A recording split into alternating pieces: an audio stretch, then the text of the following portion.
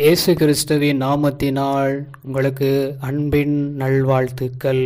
இந்த நாளில் இந்த வேளையில் கூட ஏசாயா 9:2 இருளில் நடக்கிற ஜனங்கள் பெரிய வெளிச்சத்தை கண்டார்கள்.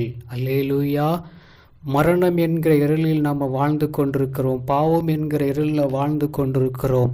அந்த இருளை போக்குவதற்காகத்தான் ஆண்டவராகிய இயேசு கிறிஸ்து அவர் வெளிச்சத்தின் நமக்கு வெளிச்சத்தை கொண்டு வந்தார். அவர் உலகத்துக்கு ஒளியாய் வந்து நம்மளை வெளிச்சமாய் பிரகாசிக்க பண்ணுகிறவர். அதனால தான் இருள் இருக்கிற ஜனங்கள் பெரிய வெளிச்சத்தில் காண்பதுக்காக ஆண்டவராகிய இயேசு கிறிஸ்து இந்த பூமிக்கு வந்தார்.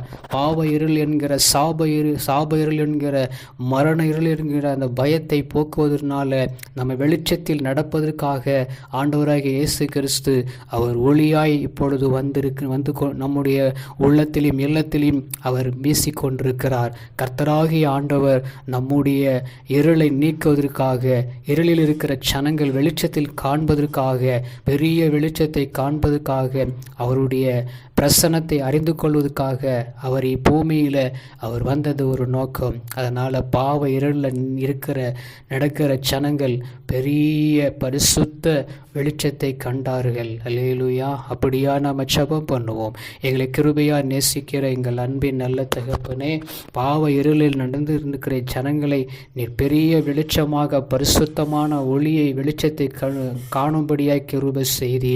இந்த நாளில் இந்த வேளையில் நீர் பிரகாசிக்க பண்ணுகிற கிருபை கொடுத்ததுனால ஸ்தோத்திரம். உங்கள் மகிமையை வெளிப்படுத்தினதுனால ஸ்தோத்தரிக்கிறோம். இந்த நாள் முழுவதும் இந்த மாதம் முழுவதும் எங்களை நடத்தி அற்புதமாக செய்ய போது உம்மை நன்றியோடு துதிக்கிறோம், ஸ்தோத்தரிக்கிறோம். இயேசுவின் நாமத்தில் ஆமென்.